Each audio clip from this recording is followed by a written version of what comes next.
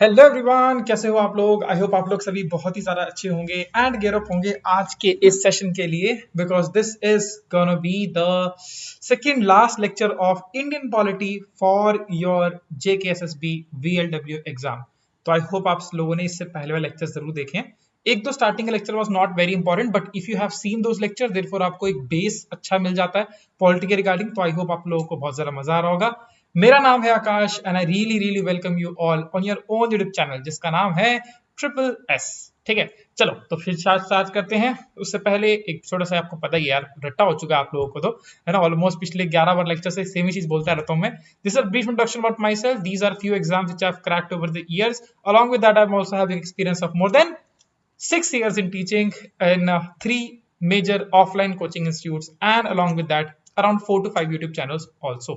ठीक है, चलो आगे बात करते हैं। Triple S provides you the greatest opportunity. Same same same daily की तरह तो सेम है, लेकिन याद रखना कि डेली फ्री टेस्ट मिल भी रहा है। तो अगर आप लोगों ने अभी तक इसे एक्सेस नहीं किया, therefore आप इसे एक्सेस करने का सोच सकते हो, प्लान कर सकते हो। Of course that depends upon you, so you can go and check this thing out। along with that all courses, for all courses, sorry एक सेकंड, थोड़ी स्क्रीन खराब हो गई थी। हाँ, तो for all courses of JNK exams, JNK में जो भी एग्जाम्स वगैरह होते हैं उसके लिए कोर्सेज वगैरह अवेलेबल हैं at a very subsidised rate. You can also go and check it out as well. ठीक है, and what you have to do is you just have to go download the Google Play Store app and then the procedure will follow as per like whatever stuff is there. ठीक है, चलिए अब हम शुरू करते हैं। देखो हमारा DPSP हमारा कंटिन्यू चल रहा था, हमने बड़ी इंटरेस्टिंग मैनर में DPSP को फॉलो किया था। आज मैं आपको बता दूं तो आज में लोग जो DPSP पढ़ने वाले हैं बड़ी इंटरेस्टिंग सी DPSP है। ठीक है, और आज वुमेन इंपावरमेंट के रिगार्डिंग काफी बात आपको देखने को मिलेगी। स्टार्ट करते हैं हम लोग पहली DPSP से, जिसका नाम है आर्टिकल नंबर 42। राइट, 42 हमने 41 पे आई थिंक खत्म किया था, तो 42 से स्टार्ट करते हैं।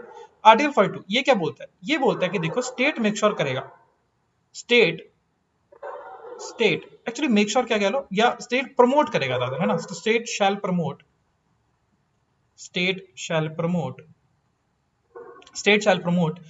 ह्यूमेन कंडीशंस, ह्यूमन नहीं है, ह्यूमेन कंडीशंस मतलब इंसान, जहां पर इंसान प्रॉपर तरह से काम कर सके ऐसी कंडीशंस को मेक श्योर करेगा। Human conditions of work human conditions of work and maternity benefit. दो चीजों के रिगार्डिंग बात करता है, एक तो ह्यूमन कंडीशंस ऑफ वर्क हो और मैटरनिटी बेनिफिट के रिगार्डिंग बात करता है। देखो ऑल्दो ये ह्यूमन कंडीशंस ऑफ वर्क थोड़ी सी जनरलाइज भी हो जाती है, मतलब एक अच्छा स्टैंडर्ड ऑफ वर्क वहां पर काम करने की जगह पर एक अच्छा स्टैंडर्ड मेंटेन होना चाहिए। फॉर एग्जाम्पल आपने सुने होंगे हमारे देश के अंदर फॉलो होते हैं BIS स्टैंडर्ड, है ना।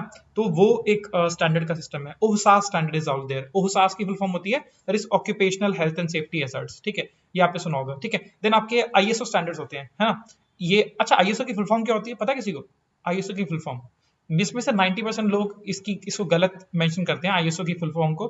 ठीक है, तो चलो मैं आपके ऊपर छोड़ता हूँ। ठीक है, ISO की फुल फॉर्म क्या है? ठीक है, प्रॉपर जैसे लिखना, बिना गूगल के लिखना, तब जाके कुछ सीख लोगे। ठीक है, बाकी कमेंट के अंदर मैं आपको क्लियरली कर दूंगा।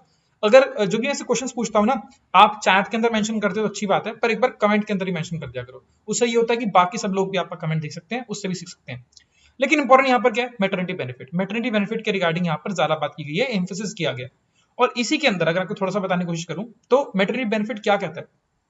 ऑल तो बहुत सारी स्कीम्स वगैरह भी लॉन्च होती हैं गवर्नमेंट के द्वारा। फॉर एग्जाम्पल एक आई थी पोषण अभियान कह रहा हूँ, एक आई थी आपकी मैं नाम भूल गया, चलो छोड़ो, मातृता करके स्कीम आई थी।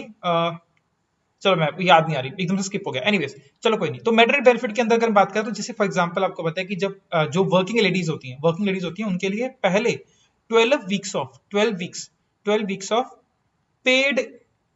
पेड हॉलीडेज प्रोवाइड की जाती थी, फिर कह लो कि पेड एम्प्लॉयमेंट प्रोवाइड की जाती थी when they are pregnant, when they are going through that particular stage also. ठीक है, ऐसे करके। लेकिन इस 12 वीक्स को बढ़ाकर कर दिया गया था, इसको बढ़ाकर कर दिया गया 26 वीक्स, 26 वीक्स कर दिया गया था, 26 वीक्स कर दिया गया था। Under what? अंडर एक मैटरनिटी एक्ट आया था, मैटरनिटी बिल एक्ट। वैसे तो ये देखो बिल और एक्ट साथ में कभी लगता नहीं है वर्ड, लेकिन ये बोलते हैं इसको मैटरनिटी बिल एक्ट बोलते हैं। आप मैटरनिटी एक्ट भी बोल सकते हो। ये 2017 के अंदर आपका आया था। इसके तहत क्या किया गया? 26 वीक्स से कर दिया गया पेड एम्प्लॉयमेंट को। और ये भी याद रखना, देखो ऑल्दो विमेंस के लिए काफी सारा काम किया जा रहा है, लेकिन अभी क्या हो चुकी है, एक मल्टीपोलर सोसाइटीज देखने को मिल रही है। पहले क्या था, एक ही सेक्शन ऑफ सोसाइटी हमेशा डोमिनेटिंग था, दैट इज मेल्स। तो मेल्स जो चाहते थे वो लोग यहाँ पर करते थे, मेल डोमिनेटेड सोसाइटी थी, जिसको हम लोग बोलते हैं पेट्रियार्कल सोसाइटी थी। लेकिन अभी क्या हो गया कि women's are also getting very much empowered, जो कि होना भी चाहिए, होना भी चाहिए, वेरी वेरी इंपॉर्टेंट, ठीक है। Equality has to be there, gender equality has to be there, और काफी सारा काम इसके ऊपर किया जा रहा है। अब आपको ये भी पता है कि बहुत सारे केसेस के अंदर आपको ये भी देखने को मिलता है क्या, कि males are also taking care of their babies. पहले जमाने में ऐसा तो कुछ नहीं था, बस औरत का काम था कि वही बच्चे पैदा करें, वही उनको संभाले, सब कुछ करें। तो इसीलिए अब ना कुछ और भी प्रोविजंस निकल कर आ गए। इवन मैटरनिटी बिल एक्ट के अंदर भी एक सेकेंडरी लाइक प्रोसीजर ऐड किया हुआ है, और इसके अलावा भी बहुत सारे प्रोसीजर आए हैं जिसके अंदर पेरेंटल लीव का कॉन्सेप्ट निकल कर आया है।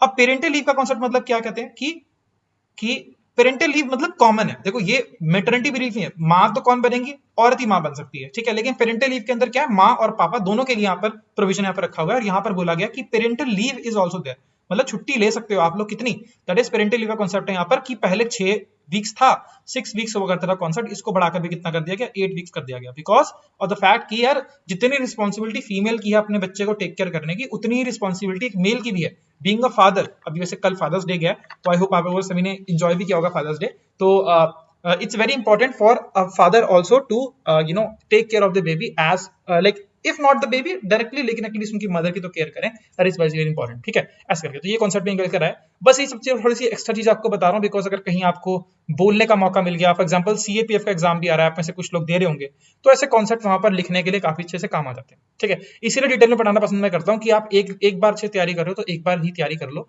बार बार धक्के खाने की क्या जरूरत है ना, ऐसे करके। Alright, and awareness is also point of view. Now let's come to the article number, बस इतना ही काम है, ज्यादा इसमें कुछ है नहीं। आर्टिकल नंबर 43 ये क्या बोलता है?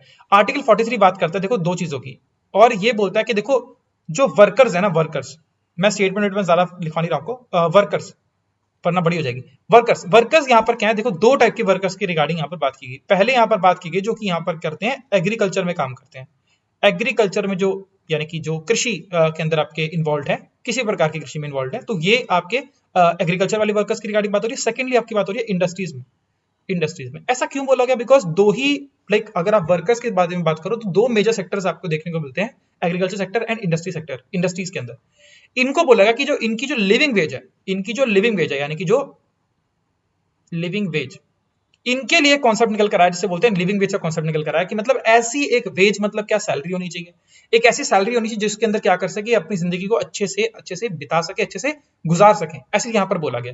और ये बोला गया जो यहाँ पर बेसिक ये जो लिविंग वेज है इसके अंदर मतलब इतनी मेक श्योर करना है कि इन लोगों को स्टेट मेक श्योर करेगा कि इन लोगों को इतनी एग्रीकल्चर में इंडस्ट्री में जो लोग काम कर रहे हैं उनको एक लिविंग वेज प्रॉपरली मिले।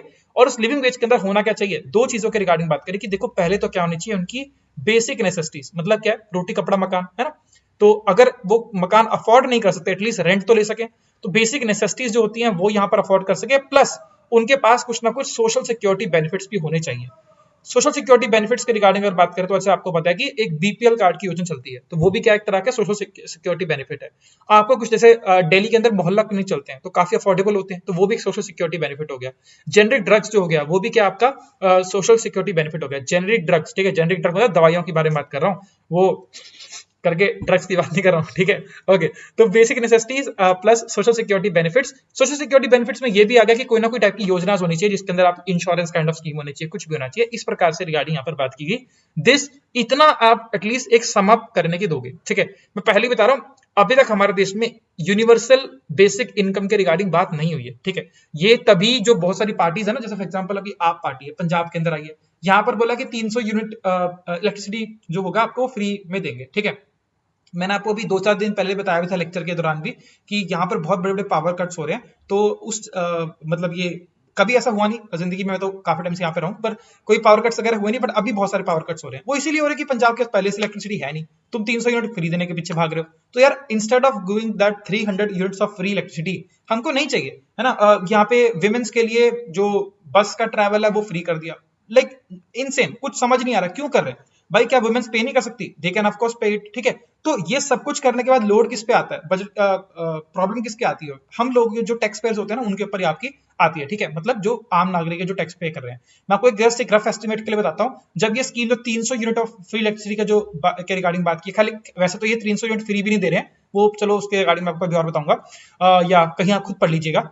इसके साथ पंजाब का जो बजट है, मैं आपको जैसे एस्टिमेशन के लिए पंजाब का एग्जांपल दे रहा हूँ बिकॉज मुझे इसके बारे में काफी नॉलेज है, इसलिए बता रहा हूँ आपको।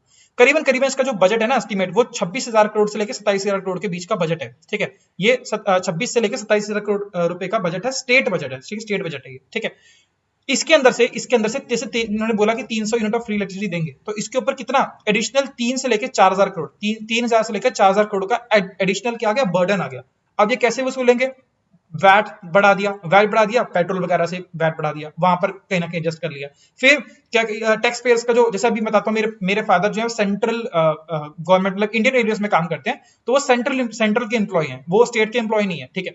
लेकिन स्टिल उनके भी, क्योंकि वो पंजाब में रह रहे हैं, 2018 के बाद से लेकर अब तक, मतलब बैक डेट से, विच इज लाइक इनसेन, सोचने में बड़ा अजीब लगता है। बैक डेट से उनको हर महीने का 200 रुपए पे करना, because they are living in Punjab, like insane. क्यों भाई, ये क्या मतलब है? पर ये नहीं, क्योंकि टैक्स वगैरह बस बनाने का वो एक तरीका चाहिए था, तो they are employing that tax on this sort of stuff. तो ये जो पॉलिसीज है ना, ये कभी कभी पॉलिसीज है थोड़ी सी काम खराब भी कर देती है। तो सोशल सिक्योरिटी होनी चाहिए, बट गलत सेंस में नहीं होनी चाहिए। मैं थोड़ा सा बस इस एंगल से बनाने की कोशिश कर रहा था, ठीक है। तो वैसे मतलब पॉइंट मेरा ये है कि जब भी आपके इलेक्शंस वगैरह जब भी आपके होते हैं वगैरह, जब आप कभी भी आपको इलेक्शंस के बारे में सुनने को मिलता है, तो नेवर गोज ऑन की पॉलिटिशियन लोग क्या फेंक रहे हैं, बिकॉज ये फ्रीबीज ना डुबा लेते हैं हमारे देश को, ठीक है। एनीवेज नेक्स्ट कम्स इज, अच्छा मैं यूनिवर्सल, सॉरी मैं अभी याद में आया, मैं ये कॉन्सेप्ट कहां पहुंचा। यूनिवर्सल बेसिक इनकम हमारे देश में अभी तक नहीं है, ठीक है। यूनिवर्सल बेसिक इनकम हमारे देश में अभी तक नहीं है, लेकिन लिविंग वेज का कॉन्सेप्ट हमारे देश में डेफिनेटली है for these type of workers, ठीक है। यूनिवर्सल बेसिक इनकम एक्चुअली में ज्यादा अच्छा तरीका है, बट अभी है नहीं यार, क्या कर सकते हैं। ओके, इसके बाद सर आपका क्या होगा कि आर्टिकल 43 तो हमारा आ चुका था। इसके बाद आपकी क्या होगी कि, अच्छा सॉरी यार, ये पूरा नहीं लिखा मैंने यार, मैं मैसअप सा हो गया था, थोड़ी थोड़ी मेरे दिमाग में कहीं कुछ चीजें और आ रहा लगी थी।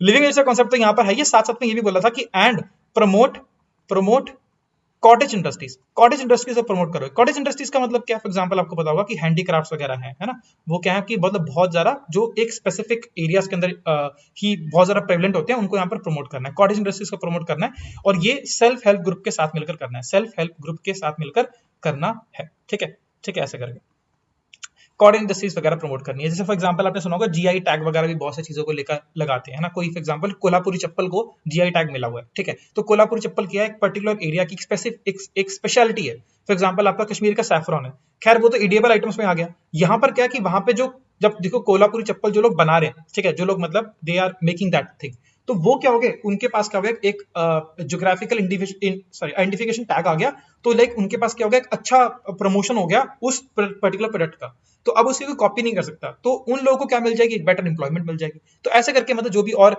स्किल्स वगैरह होते हैं उनको प्रमोट करने के रिगार्डिंग यहाँ पर बात की गई। इसके बाद क्या हुआ था, यहाँ पर एक आर्टिकल नंबर आया था, देखो मैं रेड से नहीं लिख रहा हूँ बिकॉज ये आर्टिकल अब नहीं है, ठीक है। आर्टिकल नंबर 43A निकल कर आया था। आर्टिकल नंबर 43, एक मिनट क्या यार, आज ना बड़ा मैसेज सा हो रहा है। एनीवेज सुबह थोड़ा सा दिन खराब गया आज। एनीवेज आर्टिकल 43 है, आर्टिकल 43 है। आर्टिकल 43A के अंदर क्या बोला कि वर्कर की पार्टिसिपेशन करेंगे इन मैनेजमेंट। ये बाद में ऐड हुआ था, वर्कर्स पार्टिसिपेशन इन मैनेजमेंट। ये किस लिए किया गया? बिकॉज ये प्रमोट करने के लिए, देखो ये गांधी जी की काफी फिलोसफीज, डीपीएसपी जो है ना, ये ना 3 पार्ट में डिवाइड की जाती है। एक होती है सोशलिस्ट प्रिंसिपल, एक होते हैं लिबरल प्रिंसिपल, और एक होते हैं आपके गांधीयन फिलोसफीज। तो मैं आपको जब डीपीएसपी हम खत्म कर देंगे ना, तो आपको बता दूंगा कि कौन सी किस में आपकी लाई करती है। तो ये वाली जो पर्टिकुलरली गांधीयन फिलोसफी से निकल कर आई थी, बिकॉज आपको अगर याद हो, हिस्ट्री के अंदर आपने पढ़ा होगा, चंपारण सत्याग्रह के अंदर भी आप गांधी जी ने काम किया था। अहमदाबाद मिल केस के अंदर गांधी जी ने क्या किया था, क्या कहते हैं आपका, के लिए भी वहां पर आवाज उठाई थी। तो 1915 के अंदर, 16 के अंदर, 17 के अंदर भी वो खेड़ा सत्याग्रह में चले गए थे। तो काफी सारे गांधी जी ने वर्कर्स के लिए काफी सारा काम किया था। तो उसी को प्रमोट करने के लिए वर्कर की पार्टिसिपेशन इन द मैनेजमेंट, इससे क्या होगा कि यार डिमांड्स वगैरह जो है मैनेजमेंट, मतलब मैनेजमेंट क्या होता है कि एक तरह के ऐसे कह लो कि पूरे पढ़े लिखे लोग जो कि डिसीजन मेकिंग का काम कर रहे हैं, और इधर क्या है, वर्कर्स लोग जो कि एक्चुअल में लाइफलाइन है पूरी की पूरी इंडस्ट्री की। दोनों के बीच में एक लिंक सेटअप हो जाए, इससे क्या होगा कि दोनों एक दूसरे की डिमांड बेटर समझ पाएंगे और काम अच्छे से हो पाएगा। तो worker participation in the management of industries ये आपका निकल कर आया, ठीक है। ये अभी इंटैक्ट है, ठीक है, ये इंटैक्ट है। और ये कब ऐड हुआ था? ये हुआ था आपका 42nd अमेंडमेंट एक्ट ऑफ 1976 के अंदर ये आपका ऐड हुआ था। लेकिन जो अब नहीं है वो कौन सा है? दैट इज 43B 43B 43 बात करता था कोऑपरेटिव सोसाइटीज की, और ये बोलता था कि प्रमोशन करना है कोऑपरेटिव सोसाइटीज का, प्रमोशन ऑफ कोऑपरेटिव सोसाइटीज के रिगार्डिंग बात करते हैं। कोऑपरेटिव सोसाइटीज क्या होती हैं? देखो ये भी सेल्फ हेल्प ग्रुप की तरह से ही काम करती हैं, लेकिन इसके अंदर का एग्जाम ये क्या होता है कि मतलब एक जैसे कुछ लोग आपके फॉर एग्जांपल मान लो कि मैं और आप में से कुछ 5 लोग, ठीक है, तो आप में से 5-10 लोग हम लोग मिलकर एक ग्रुप बना लेंगे, और ग्रुप बनाकर क्या करेंगे हम, अब अपने ग्रुप का भला हो जाए उसके रिगार्डिंग कुछ ना कुछ मिलजुल कर काम करेंगे, उसको बोलते हैं कोऑपरेटिव सोसाइटीज। कभी कभार हम किसी और तीसरे की भी हेल्प कर सकते हैं, वो बात अलग है, लेकिन कोऑपरेटिव सोसाइटीज यूजुअली क्या करती हैं, अपने जो फाउंडिंग मेंबर्स होते हैं या जो मेंबर्स होते हैं उनके रिगार्डिंग ही बेटर करने की कोशिश करती है, उनका भला करने की कोशिश करती है। एग्जाम्पल के तौर पर अगर बताऊं तो एग्जाम्पल के तौर पर आपका अमूल कोई एक कंपनी नहीं है, अमूल क्या है? कोऑपरेटिव सोसाइटी है, एक कोऑपरेटिव सोसाइटी है अमूल, ठीक है। और इसके अंदर आप व्हाइट टेलीविजन वगैरह के रिगार्डिंग आप काफी कुछ के बारे में जान सकते हो अगर आप इसको पढ़ोगे तो, ठीक है। तो ये रिमूव कर दिया गया था कब? 2021 के अंदर, 2021 के अंदर इसे कर दिया था रिमूव, 2021 के अंदर इसे रिमूव कर दिया गया, दिस वाज रिमूव्ड, मतलब कॉन्स्टिट्यूशनल स्टेटस इससे हटा दिया गया। इसका मतलब ये नहीं कि अमूल बंद हो जाएगी, ऐसा कुछ भी नहीं है, इससे कॉन्स्टिट्यूशनल स्टेटस से हटा दिया कि कॉन्स्टिट्यूशन के अंदर इसका कोई काम अपना नहीं है, ठीक है, रिमूव्ड इन 2021। ओके चलो, अच्छा इसे क्यूर अप कर दिया, मेरे को पता नहीं लगा। एनीवेज अब बात करते हैं सर इंटरेस्टिंग सा, एक्चुअली ये है ना मेरे दिमाग में कब से घूम रहा था कि मुझे इसके बारे में कितना बताना है आपको, कि क्योंकि इंटरेस्टिंग सा टॉपिक है, बताने को बहुत कुछ है, बट फिर ना कहीं कहीं लेक्चर थोड़ा सा लंबा सा हो जाता है, तो या एनीवेज मैं आपको सजेस्ट करूंगा कि ना अगर हो सके तो थोड़ा सा इसके बारे में पढ़ना जरूर, जो मैं बताने वाला हूँ। Article number 44, very very anticipated article. ये मैं इसलिए भी बोल रहा हूँ बिकॉज अगर आप केएस की तैयारी कर रहे हो तो आपको लिख के दे सकता हूँ कि आने वाले, अगर इस बार केएस में एक क्वेश्चन नहीं आया तो अगली बार में आ सकता है, और अगली बार में आया तो उससे अगली बार में आ सकता है। बोलोगे सर क्या ही मजाक कर रहे हो, लेकिन सर क्योंकि इसलिए बोल रहा हूँ कि मतलब इवन ये 2 सालों के अंदर आपको देखने को मिल जाएगा इस बार अगर नहीं आता तो, क्योंकि गवर्नमेंट का पूरा प्लान है, ठीक है, एनडीए गवर्नमेंट बीजेपी पार्टी का पूरा प्लान है कि हम लोग ये मतलब ये इन्होंने यूनिफॉर्म सिविल कोड को तो पास करवाना ही करवाना है, एंड ये बहुत लंबे टाइम से खिंचा हुआ चलता हुआ आ रहा है, ठीक है। अब आपको बताऊंगा 1989 से ही मुद्दा 1986 से ही मुद्दा चलता हुआ आ रहा है, इवन उससे पहले भी, ठीक है। तो ये यूनिफॉर्म सिविल कोड है क्या, हल्का सा जानने की कोशिश करेंगे इसके बारे में, और अगर हो सके तो आपको जरूर, अगर आप उन एग्जाम्स की तैयारी करो तो डेफिनेटली इसके बारे में पढ़ना जरूर। आर्टिकल 44 बेसिकली बात करता है कि स्टेट शैल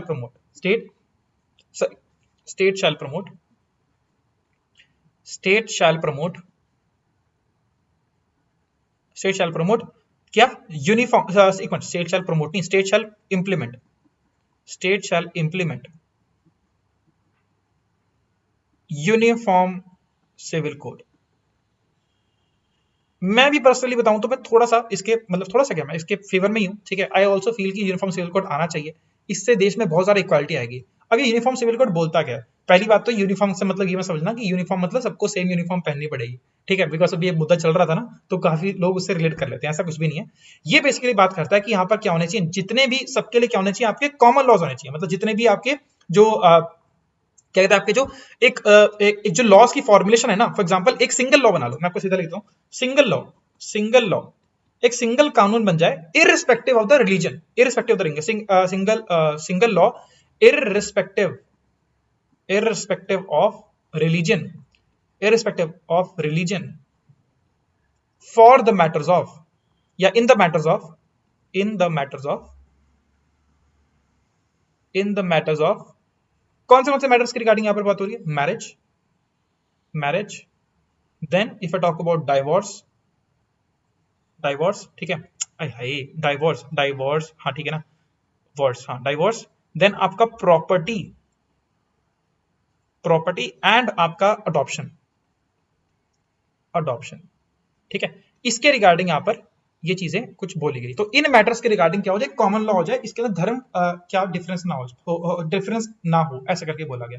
मैरिज मतलब शादी, डिवोर्स मतलब तलाक, और प्रॉपर्टी मतलब कौन सी, इनहेरिटेंस प्रॉपर्टी, फॉर एग्जांपल आपके पिताजी की प्रॉपर्टी आपको मिलेगी या आपकी बहन को भी मिलेगी, इस सब के रिगार्डिंग जो प्रोविजन है उसके रिगार्डिंग बात की गई। और अडॉप्शन मतलब अगर आप बेबी अडॉप्ट करना चाहते हो तो उसमें क्या, हर धर्म के अलग अलग कुछ ना कुछ न्यूएंसेस हैं। कुछ धर्म में बोला गया कि आप क्या कहते हैं, आपकी जो लाइक एक female can not adopt a baby, एक फीमेल खाली अडॉप्ट नहीं कर सकती बेबी को, एक मेल का होना जरूरी है, ऐसा करके बोला गया। किसी में ये वाली बाउंडेशन नहीं है, तो ऐसे करके ना कुछ प्रोविजंस हैं, हर धर्म में अलग अलग प्रोविजंस है। फॉर एग्जांपल डाइवोर्स के रिगार्डिंग तो आपको पता ही होगा, बहुत इंटरेस्टिंग से केसेस निकल कर आए हैं, ठीक है।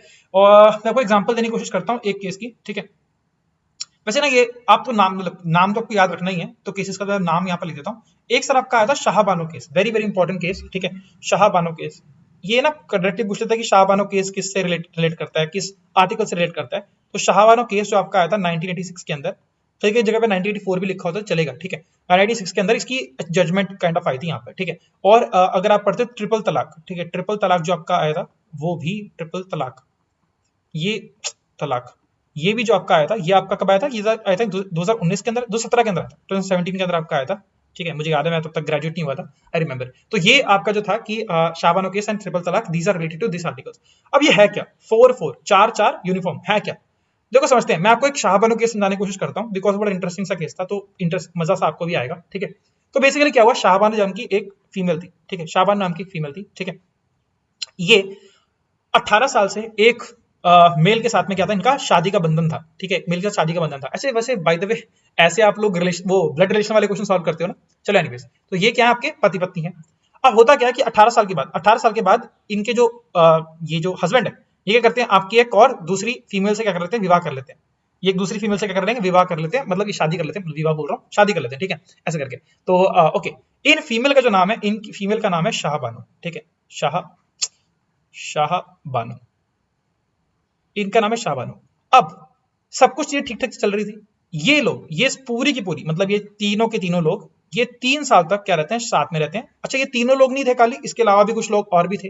जैसे फॉर एग्जांपल बताऊं तो इस मैरिज से मतलब इन दोनों की मैरिज से, या कह लो सीधी सी भाषा में बताऊं तो शाह बानो जी के कितने थे, 5 बच्चे थे यहाँ पर, जिसमें आपके 3 बॉयज, हाँ 3 मेल्स एंड आपकी 5 बच्चे थे, हाँ 2 फीमेल थी, है ना, 2 फीमेल, है ना, हाँ ठीक है। तो 3 लड़के और उनकी 2 फीमेल, 2 बेटियां थी, ठीक है, ऐसे करके। अब ये तो कर लेते हैं शादी। अब ये 3 साल तक तो ये सबके सब लोग मिलकर, जितने भी आप लोग काउंट कर लो कितने हो गए, जो भी आप काउंट कर लो, ये सबके सब लोग क्या थे, साथ में रह रहे थे। लेकिन उसके बाद क्या करते हैं, ये जो जनाब है, इनका नाम मुझे एग्जैक्टली याद नहीं आ रहा, क्या नाम बताया इनका, ठीक है। तो ये जो जनाब है, ये शाहबानो जी को बोलते हैं कि भैया देखो ऐसा है, बाय बाय टाटा, आप अपना बोरिया बिस्तर बांधो और आप निकलो यहाँ से, ठीक है, because I want to stay with my this wife, my second wife I would say. तो ये आपकी क्या है, फर्स्ट वाइफ है, ये आपकी क्या है, सेकंड वाइफ।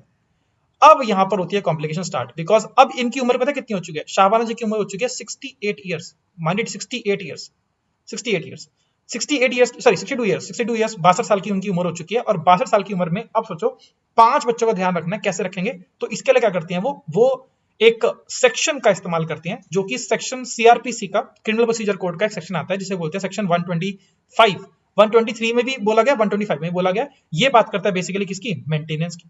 तो यार पैसा वैसा तो चाहिए, बिकॉज ये कुछ कमाती तो है नहीं, ठीक है।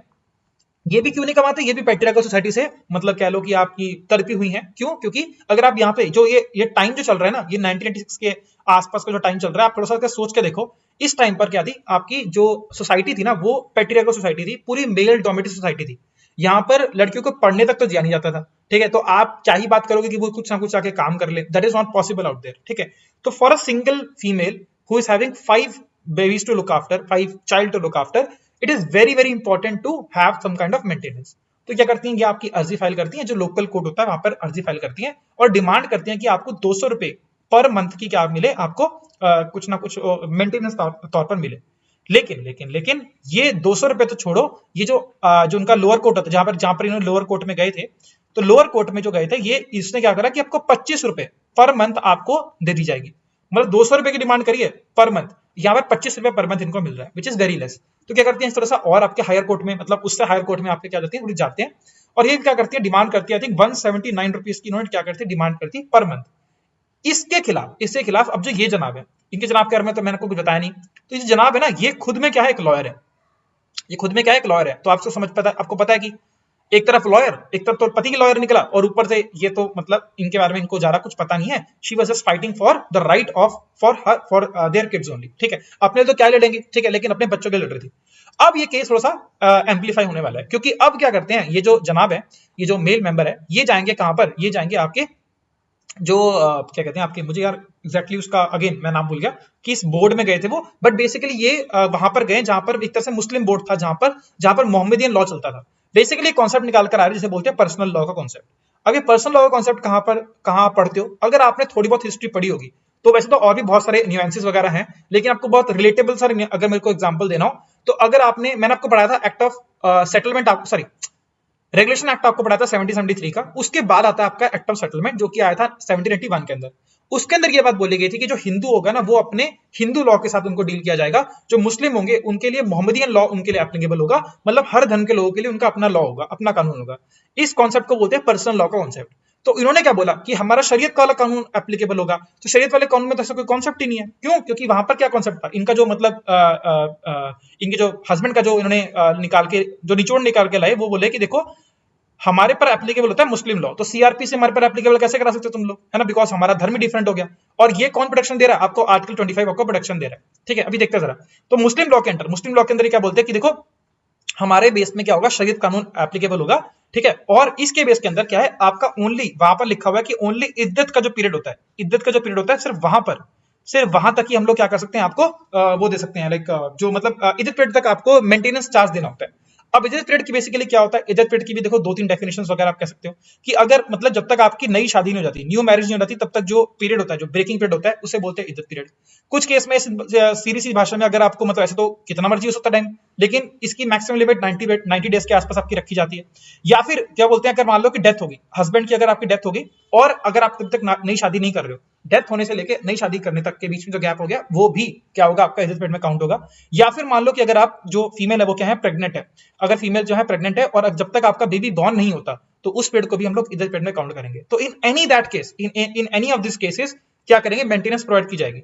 पर शाहबानो चीज के लिए तो कोई भी केस एप्लीकेबल हो ही नहीं पा रहा, कोई भी केस एप्लीकेबल हो ही नहीं पा रहा ना, तो बेसिकली क्या था, कोई यहाँ पर मेंटेनेंस का फंडा यहाँ पर बनता ही नहीं, ऐसा करके यहाँ पर बोला गया।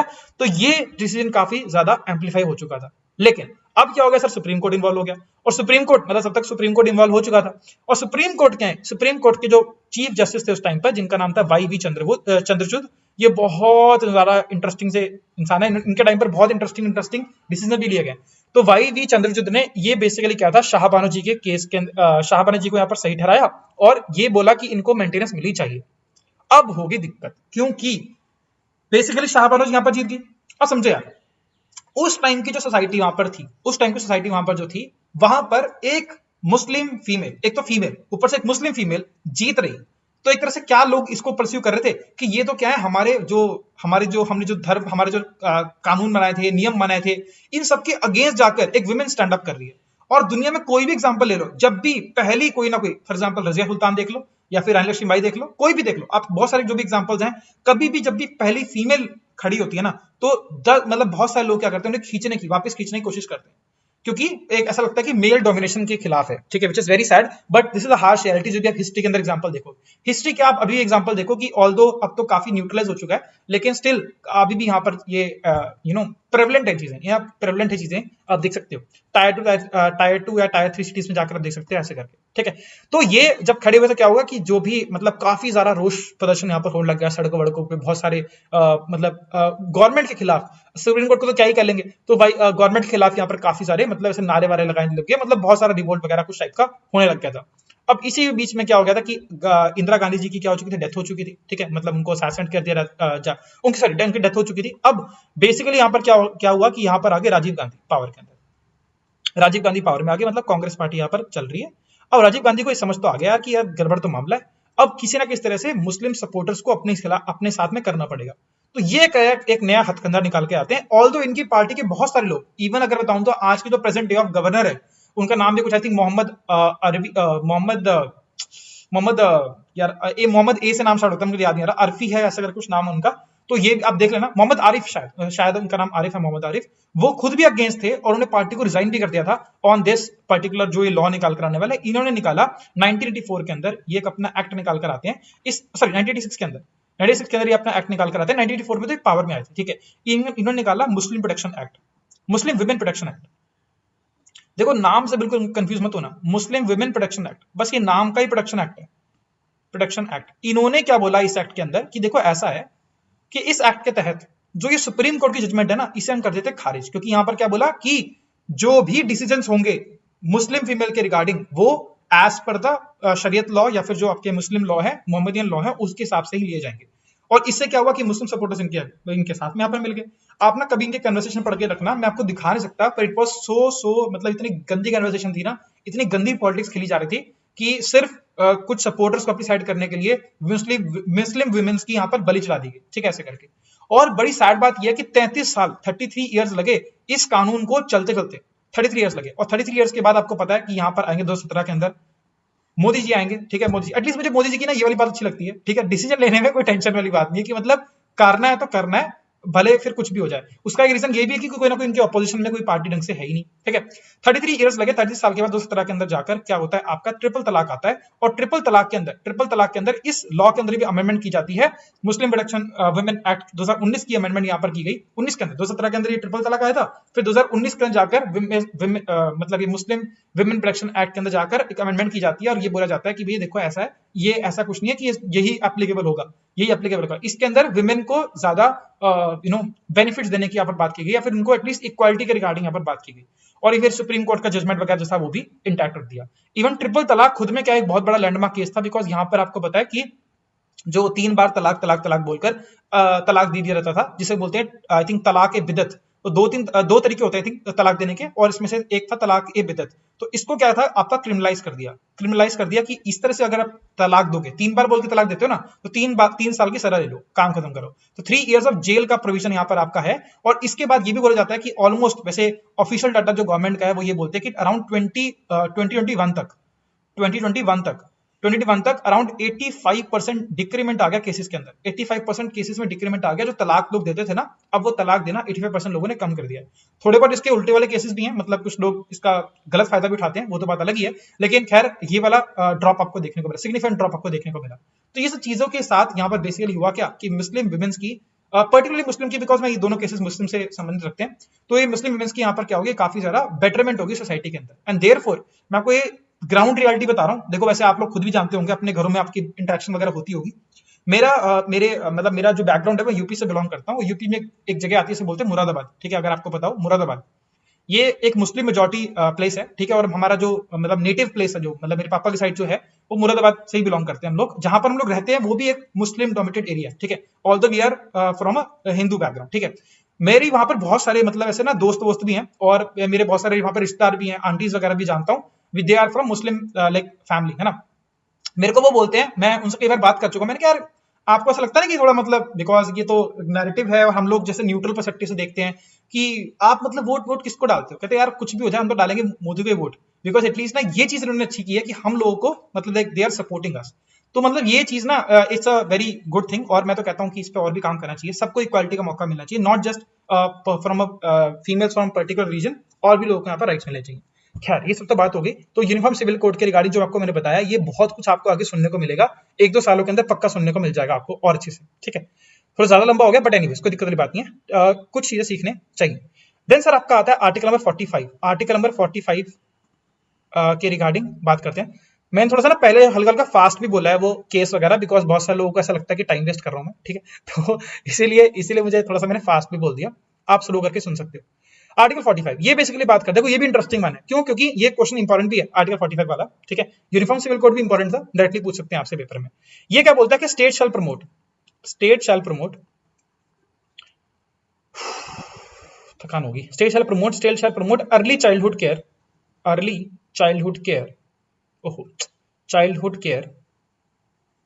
Childhood care and education. अरे फिर से एजुकेशन आ गया, है ना, बिल्कुल सही बोल रहे हो, बिल्कुल सही है, फिर से एजुकेशन आ गया। टू चिल्ड्रन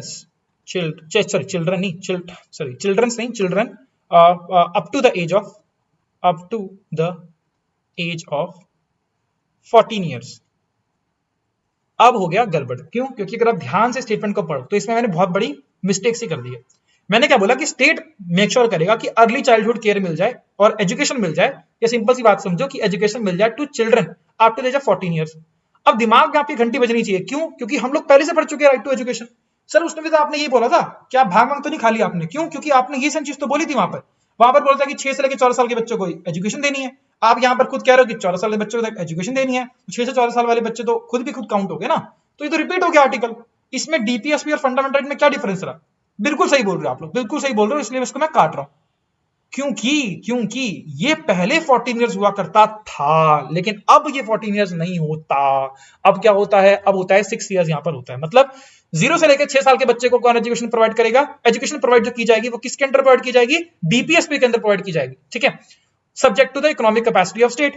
वेराज 6 से 14 साल तक के बच्चों के लिए जो एजुकेशन प्रोवाइड की जाएगी वो की जाएगी फंडामेंटल राइट के अंडर। मतलब 6 से 14 साल तो हर बच्चे को एजुकेशन मिलने का अधिकार है ही है, लेकिन 0 से लेकर 6 साल के बच्चों का एजुकेशन मिलना उनका एक मौलिक अधिकार नहीं है। अगर उस स्टेट के पास कैपेसिटी होगी तो वो आपको एजुकेशन प्रोवाइड कर देगा, अगर नहीं है तो नहीं प्रोवाइड कर पाएगा, अपने घर में पढ़ा लो। लेकिन जैसे बच्चा 6 साल का हो गया फिर तो स्कूल में जाना उसका खुद का मौलिक अधिकार हो जाएगा। अब आपको समझ आ गया।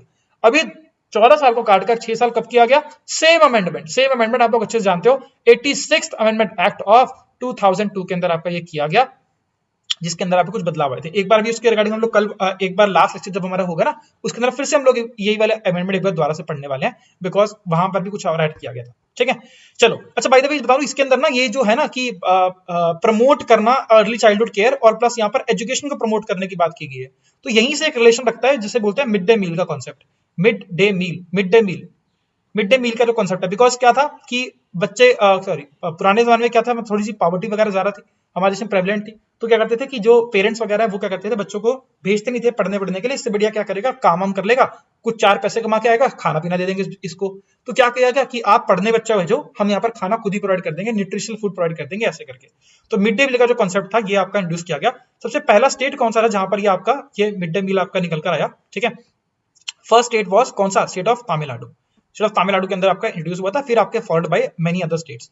अच्छा मुझे याद आ गया यार, मैंने बताना भूल गया, ये जो यूनिफॉर्म सिविल कोड है ना, ये ऑल दो पूरे के पूरे कंट्री में भी स्टैब्लिश नहीं हुए, लेकिन 2 जगहें हैं। सबसे पहला था आपका गोवा, उसके बाद आपका है उत्तराखंड, ठीक है, उत्तराखंड। यहां पर इन्होंने स्टेट लेवल के ऊपर क्या कर दिया, इसे ये एप्लीकेबल कर दिया। उत्तराखंड ने तो रिसेंटली किया था, गोवा ने पहले। Goa became the very very first state, और उसके बाद आपका उत्तराखंड ने ये आपका क्या कर दिया गया, इसे यूनिफॉर्म सिविल कोड को एप्लीकेबल कर दिया, ठीक है।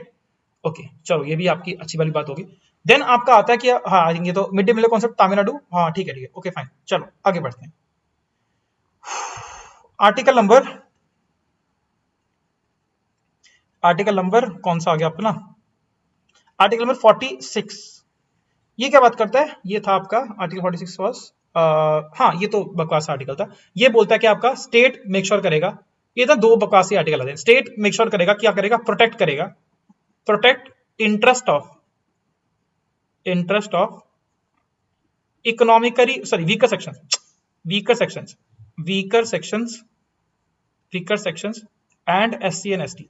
अब बोलोगे क्या सर इसमें बकवास क्या है, आप तो मजाक ले रहे हो, ये क्या मजाक हो गया?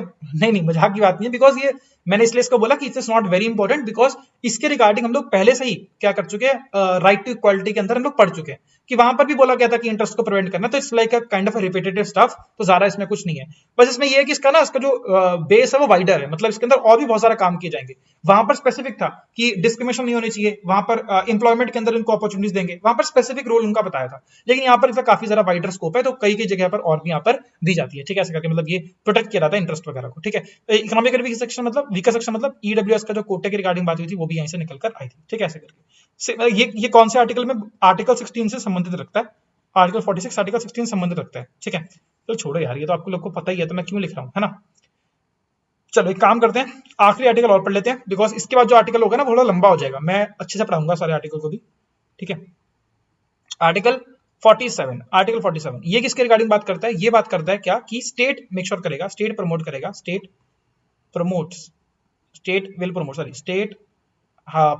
Promote health for all the people. बकवास, पता ही आपको, state health of the people. और इसके अंदर आपको मैं बता चुका हूं कि हमने पहले से ही पढ़ चुका है, जिसमें आयुष्मान भारत स्कीम होगी, है ना, देन आपकी आयुष वाली योजना होगी, बहुत सारे आपकी नेहा आ गया, देन आपका बहुत सारे आपके और भी प्रोग्राम, निधि आ गया, है ना, बहुत सारे आपके प्रोग्राम यहाँ पर आते रहते हैं। तो ये सबका सब इसके अंदर मेंशन किया गया, 47 के अंदर मेंशन किया गया, ठीक है। अच्छा ये बाय द वे एक चीज और याद रखना, 47 के अंदर एक चीज और बोलते हैं कि ये जो है ना आपकी प्रोहिबिशन है ना, आज ये भी आजकल बड़ा मुद्दा, बड़ा इंटरेस्टिंग सा चल रहा है। आई थिंक कुछ महीने पहले तक चल रहा था ये प्रोहिबिशन ऑफ इंटॉक्सिकेटिंग ड्रग्स, ठीक है। विमल, है ना, विमल पान मसाला, तो बड़ा चल रहा था। Prohibition of intoxicating drinks and drugs, ठीक है, मतलब विमल इससे डायरेक्टली लिंक नहीं है, पर of course that is there. अच्छा, ये क्वेश्चन का आंसर आपसे, कोई क्वेश्चन पूछता हूं मैं आपसे, चलो आपको बता ही देता हूं उसका।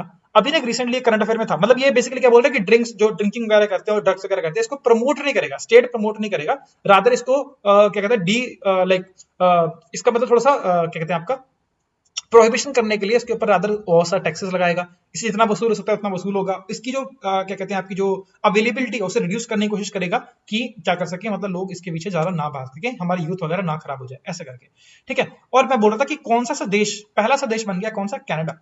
Canada has, if I am not wrong, है ना, अगर गलत हूं तो करेक्ट कर देना मुझे, ठीक है। Canada has been the very very first country जिसने क्या किया है कि, वैसे तो क्या होता है सीक्रेट, जो क्या होता है सिगरेट वगैरह होती है, या अगर आप देखो कि, वैसे मुझे, मैं तो कंज्यूम नहीं करता तो मुझे पता नहीं, वैसे आई थिंक जितने भी आपके होते हैं कोई पान मसाला टाइप कुछ खाओ, या फिर आप कुछ ऐसे कुछ चीजें कंज्यूम करते हो, तो क्या होता है वहां पर कैंसर वाली ना एक गंदी सी पिक्चर लगी होती है, और वहां पर लिखा होता है कि इससे खाने से कैंसर वगैरह होगा, या इससे खाने से ये सब बीमारियां हो सकती हैं। अब क्या बोला कनाडा ने कि हर जो जो स्मोकिंग, मतलब जो क्या होता है, जो क्या होता है ऐसे क्या बोलते हैं, सिगरेट को जो होता है ना, हर सिगरेट के ऊपर ये वाली वार्निंग होनी जरूरी है। इससे क्या होगा कि लोग वगैरह थोड़े से ज्यादा कॉन्शियस हो जाएंगे। अदरवाइज क्या होता है, डब्बा लिया, डब्बे को कौन देखता है, निकाली, पीनी शुरू कर दी। अब हर एक उसके ऊपर लिखा हुआ है, तो it is becomes very very important to for people to notice it, ठीक है। तो Canada has become the very very first country to do so, और आपको देखें बहुत सारे और भी देश भी इसको फॉलो डेफिनेटली करेंगे, अच्छी प्रैक्टिस है ऐसे करके, ठीक है। तो हाँ यार, बस इतना ही रखते हैं आज के लिए, बिकॉज ना इसके बाद जो 48 आर्टिकल है वो बात करेगा आपका, मैं आपको बस हल्का सा बता देता हूँ, ये वाला बात करेगा, इसके अंदर आप लोग ग्रीन रेवोल्यूशन के रिगार्डिंग हम लोग बात करेंगे, तो मैं कोशिश करूंगा कि आपको ग्रीन रेवोल्यूशन से संबंधित, आपको वैसे ज्योग्राफी का टॉपिक है ये, बट ग्रीन रेवोल्यूशन के अलावा जितने और रेवोल्यूशन है वो भी आपको मैं डिस्कस करा दूं क्लास के अंदर ही, तो उससे क्या होगा, आपकी हल्की सी रिवीजन भी हो जाएगी और आप रिलेट भी कर पाओगे। बस कल आपका मतलब लास्ट लेक्चर आपका जो होगा उसमें खत्म हो जाएगा, फंडामेंटल ड्यूटी हो गया, ड्यूटी रह गया आपका, और ये तो जो बाकी टॉपिक रह गया मेरे ख्याल से 10 से लेकर 15 मिनट का टॉपिक है, या 20 मिनट लगा लो, 20 मिनट ये टॉपिक और 10 मिनट आपका, 10 मिनट में चलेगा, 5 मिनट आपका फंडामेंटल ड्यूटीज, या 10 लगा लो, तो अगेन आपका 30 से 40 मिनट से एक लेक्चर होगा, और उसके बाद आपका सिलेबस समाप्त। एक चीज आपको करेक्ट करना चाहता हूं मैं, मैंने ना कल लास्ट की क्लास में, thank you for the people, मैं नाम भूल गया हूं, बट एक दो लोगों ने मेंशन किया था कमेंट के अंदर, प्लीज कमेंट चेकआउट कर लिया करो। जब मैं आपको पंचायत के बारे में पढ़ा रहा था, तो मैंने पंचायत के अंदर फ्लो में, पंचायत के दौरान मैंने फ्लो में बोल दिया था कि शेड्यूल नंबर 12, मैंने शेड्यूल नंबर 12 बोल दिया था, तो शेड्यूल नंबर 12 बोल दिया था कि पंचायत का शेड्यूल नंबर 12 है, ऐसा नहीं है, शेड्यूल नंबर 11 है पंचायत का, 12 जो था वो म्यूनिसिपैलिटी का था, ठीक। शेड्यूल नंबर 12 इस म्यूनिसिपैलिटी का था, नगर पालिका का था, ठीक है। तो छोटी मोटी मिस्टेक अगर हो जाती है तो प्लीज आप लोग भी करेक्ट कर लिया करो, जो भी मैं बोल रहा हूँ मान लो, अच्छी बात है, मतलब 99% उसके अंदर चीजें ठीक ही होंगी, पर कभी कभी ऊपर चीजें ऊपर नीचे हो जाती हैं, ठीक है। फॉर एग्जांपल जैसे आज मैं थोड़ा सा मतलब मुस्लिम धर्म के रिलेटेड कुछ ना कुछ बात कर रहा था, लाइक मतलब जो भी इसके प्रोविजंस हैं मोहम्मदियन लॉ के, उसके रिगार्डिंग बात कर रहा था, हो सकता है मैंने कुछ प्रोनाउंसिएशन जो है वो मैंने गलत कर दी हो, या फिर उसमें एक आधी चीज छोटी मोटी गलत कह दी हो, तो कमेंट आप लोगों के लिए, मुझे भी बहुत कुछ सीखने को मिलता है, तो प्लीज आप डेफिनेटली कमेंट के अंदर मेंशन जरूर करना, जो भी चीजें होंगी तो क्या करना है, कमेंट डाउन करना है ना, और कमेंट के अंदर लोग मिलेंगे definitely. And yeah thank you so much for watching this video till the very end, see you the very next time, till the next, take care, हमेशा की तरह जय हिंद, जय हिंद, जय भारत।